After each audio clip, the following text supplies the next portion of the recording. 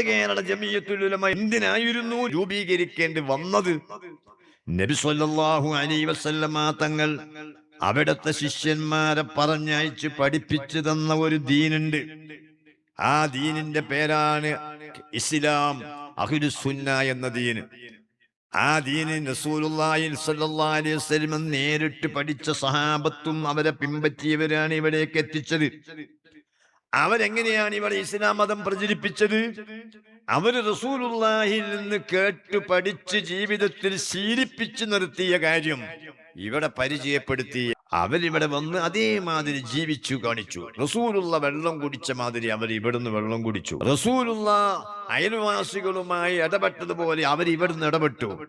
റസൂലുള്ള ജനങ്ങളോട് പുഞ്ചിരിച്ചതുപോലെ അവർ ഇവിടെ വന്ന് പുഞ്ചിരിച്ചു കാട്ടിക്കൊടുത്തു. സ്വാഭാവികമായി അവരിലേക്ക് ജനങ്ങൾ ആകർഷിച്ചു.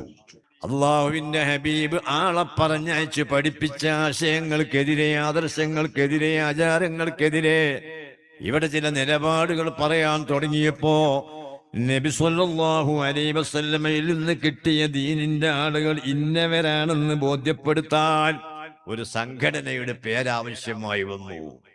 അങ്ങനെ വന്ന പേരാണ് സമസ്ത കേരള ജമിയത്തുൽ ഉലമ.